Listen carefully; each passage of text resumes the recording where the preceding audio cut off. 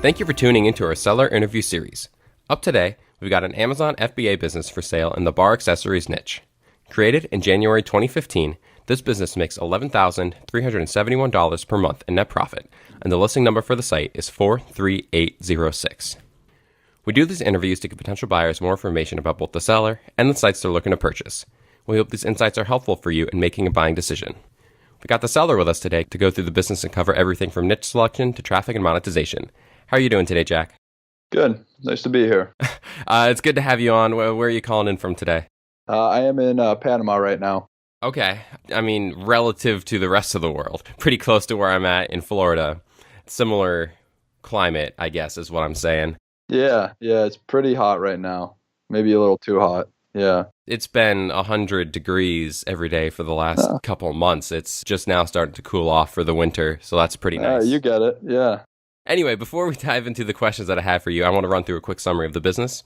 Again, it was built in January of 2015, has a monthly revenue of $41,205, expenses of $29,833 to make for a net profit of $11,371, which is built on a 12-month average. Included in the sale of this business are the 12 Amazon listing SKUs and trademark transfer. Inventory is not normally included in the list price, and further details can be provided to active depositors. Jack, can you tell us a little bit about your background in building and running online businesses?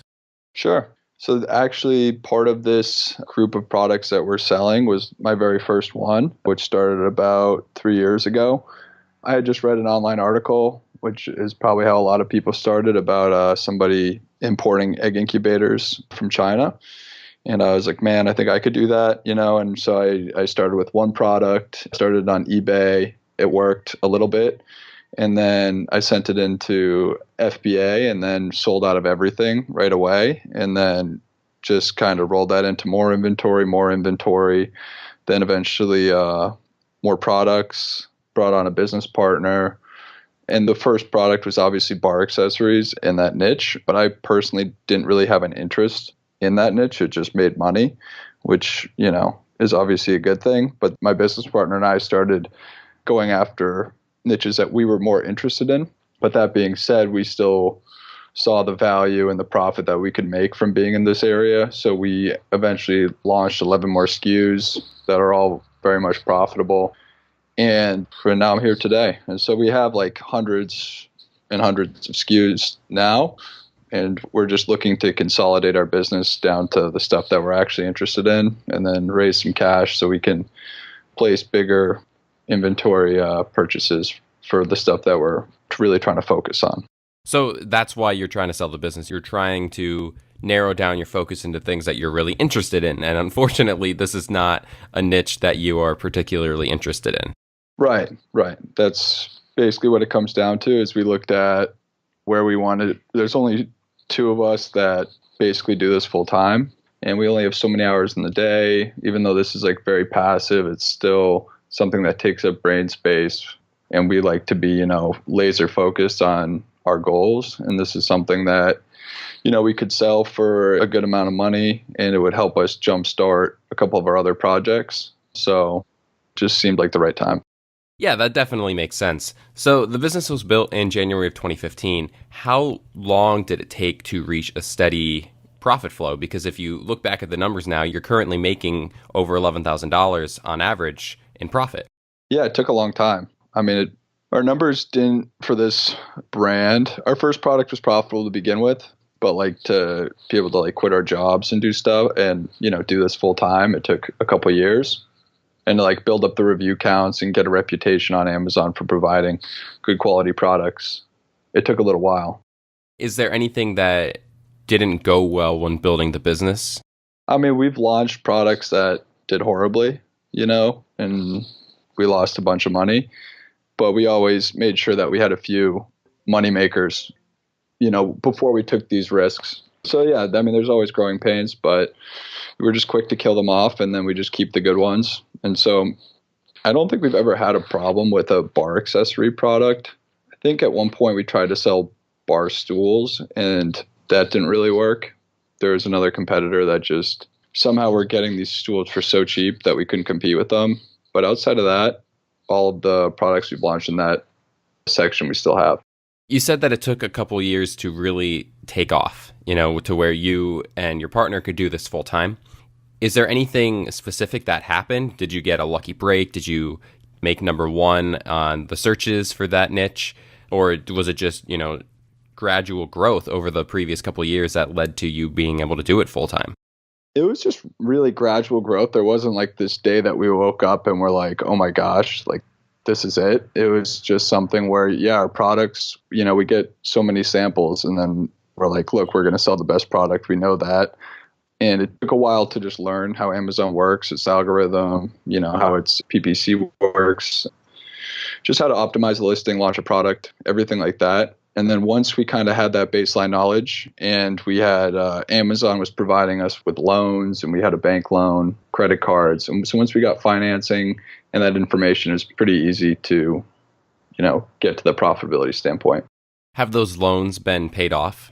For the most part, we just keep the ones that are, low interest. If we have big POs, that the ROI is going to be, far, far higher than what we're paying for interest on them. But yeah, the initial ones are all gone. Mm-hmm. And you're only keeping the ones that make sense to keep, like you said, the ones that have low interest rates. Right. Are you doing any advertising for the business outside of Amazon? No, nothing. So my business partner laughed when I asked him if we wanted to sell this product line, because he was like, I have never even looked at that. So you make the call, you started it, you made it, and like it's ultimately your decision if we sell it. And so like I don't even know, he knows what products we sell, but I think that's basically the extent of what he knows is going on with it. And then I don't know. I don't spend too much time looking at this stuff. So you don't do social media, you don't do email marketing. Do you have an email list? No, we don't have any of that stuff. We just have, 12 products that have great reviews on Amazon. And they're fully optimized listings. We have like Amazon's choice on some stuff, bestsellers rankings on some keywords. So we just fully optimized it on the Amazon platform, but we don't have like the domain name. We registered a trademark with the business, and right now it's in that in-between phase. It should be registered, I think, this month. It would be a year to the month for when we went through the process, and we had applied for a few trademarks, I think like 2 or 3 weeks before this, that we just got the documentation for. So that's like the only other thing we've really done with this product line is trademark it. Do you feel like this is a product where if you did generate an email list to retarget previous customers, do you feel like this is a product line where you could see, or a new owner could see success with targeting existing previous customers? Yeah. I mean, there's some of the products are somewhat consumable, whereas that, we'll have repeat customers, but the lifespan of the product is still a decent amount of time. So it's not like you're going to have the same customer every week coming back and buying the same product, but a lot of them are related to each other. And so if they have a good experience with one, they come back and buy another one. And we've definitely had orders where, they'll buy 3 different products that are unrelated, all in the niche, but aren't like 3 of the same unit, which is cool to see. So expanding on social media and email marketing are examples of opportunities for growth, wouldn't you say? Yeah, for sure. And I mean, especially if you already had something to do with bar accessories, the systems are all set up. This would just like beef out your catalog really nicely. And you would already be assured that the products were great quality just based off of the reviews. So you would just basically be taking over products that customers already love and your current customer base would love. But yeah, I mean, if you wanted to just only run it as these 12 products, you'd probably still need to build out the catalog more to be more well-rounded. Because if you look at like the bar accessory market, there's probably like at least 10 products I can think off the top of my head that we don't have right now that somebody could come in, source those, and then they would have like probably full control over that market. Is there a reason why you haven't added more of those products to round out the catalog? The best way to describe it is just laziness. Again, we don't spend really any time on this brand, and I personally don't care about, bar accessories, and I wasn't really like, inspired just to like continue growing like a blog or, some kind of like informational website about like brewing beer or anything like that. But I have interest in other things in other markets.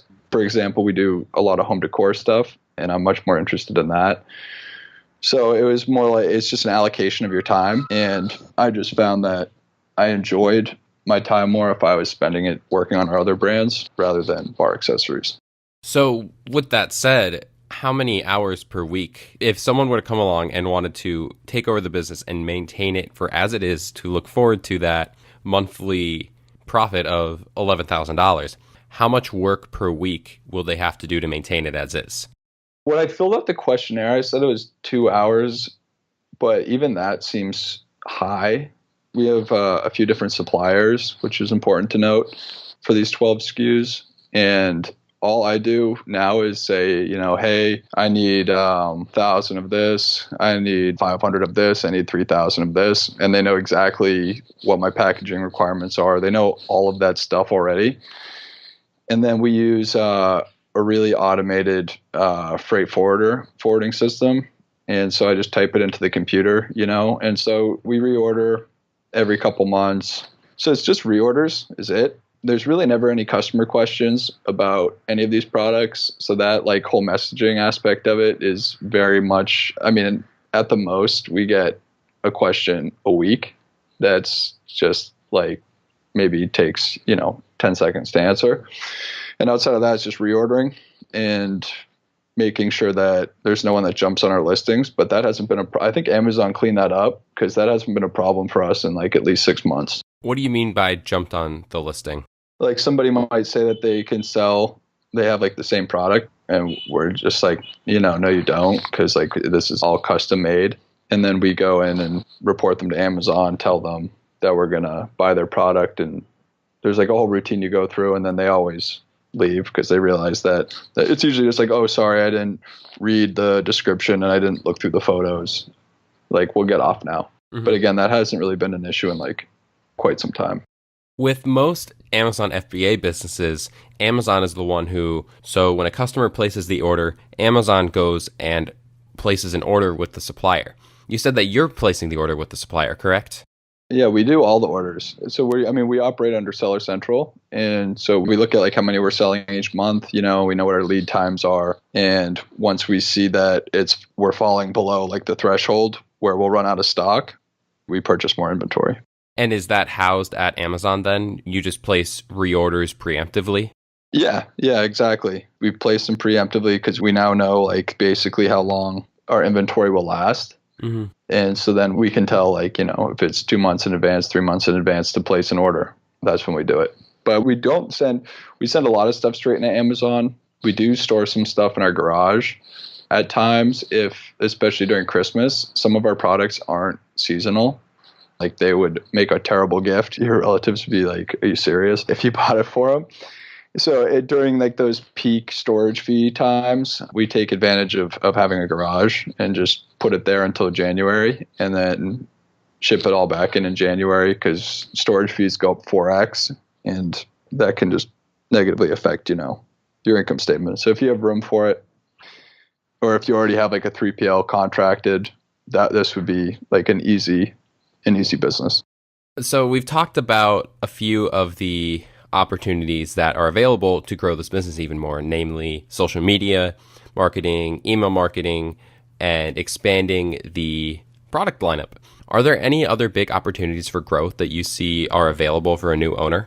If you wanted to list on the other sites like Walmart.com, if you want to start a Shopify site, again, you'd probably want to beef out the catalog a little bit more to drive traffic there, but those are easy ones. And if you're an international seller, a lot of these products would translate very easily to any country. It's not like they're not really American specific. So all of those things you could also do if you were interested in growing it. Are you currently selling in America only?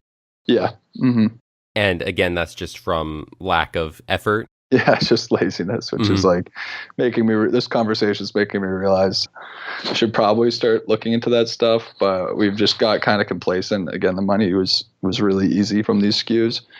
And so we just kind of just left it and kept running with the other stuff.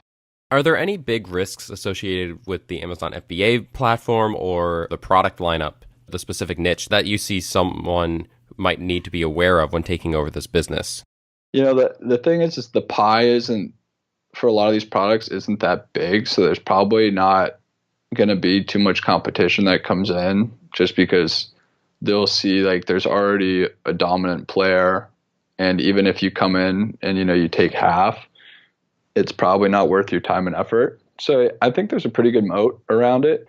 For risks, I don't necessarily see any risks besides Amazon changing rules or something like that, just because, or maybe like Amazon comes out with one of their own products, but the products are weird enough where it just doesn't seem like they would be a priority for the Amazon basics, or I don't see them coming out with any of this stuff on there. So I can't really see too many big risks. So now that we've talked about the business, someone looking at this might think, oh, this looks really good and I want to structure a deal. When it comes to structuring a deal, there are a few little, things that you need to add in there. Would you commit to a non-compete? Yeah, sure. And how much support in the transition are you willing to offer buyers? I mean, as much as I really need, I don't really want to be on the phone with them like a year from now. But if I can easily introduce them as coworkers taking over, and then in the back end, they've just, now own the whole brand, but I can just say that they, we work together and focusing on something else. And I'd be happy to walk them through that. And if they don't have any FBA experience, that might be a little bit more challenging, bringing them up to speed. But if they know what they're doing, I'll help them for a couple months, and they can call me, or send me emails, and I'll help them out, no problem.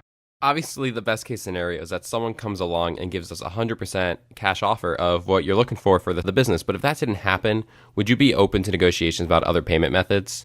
Yeah, sure. Awesome. So I have one final question for you. Before we get to that, I want to run through the quick summary of the business again. It was built in January of 2015, has a monthly revenue of $41,205, expenses of $29,833 to make for a net profit of $11,371, which is built on a 12-month average. Included in the sale of this business are the 12 Amazon listing SKUs and trademark transfer. Inventory is not normally included in the list price, but further details can be provided to active depositors. Jack, before I let you go here, what is your best 30-second pitch on why someone should purchase this business? Oh, man. Well, it's easy money for very little work.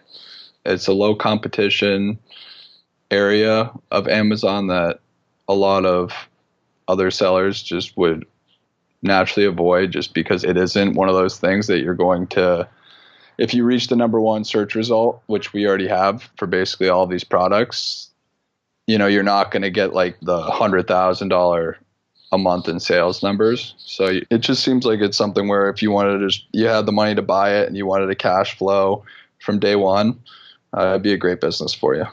And it definitely has opportunities for more growth. Yeah, especially if you're interested in bar accessories and you're willing to launch more products and you have experience, working with suppliers and the whole FBA process. It would be a terrific opportunity to basically, it gives you like the framework, and it would shorten your launch time by a few years, just because you already have these proven products that's producing a cash flow that you can then use that cash flow for a little bit more risk taking on new products. Awesome. Well, thank you so much for taking the time here, Jack. I really enjoyed our conversation, and I really wish you the best in finding the perfect match for you, for someone coming in to take over this business. Yeah. Thanks, Jake. Appreciate your time. If you're watching this on YouTube, subscribe to our channel. And if you want more information, the link will be below the video that will take you to this marketplace listing. If you're watching this on the listing site and want more information, become a depositor today. All you have to do is click the button, make a deposit, and you'll be given everything you need to review this business. Have a great day.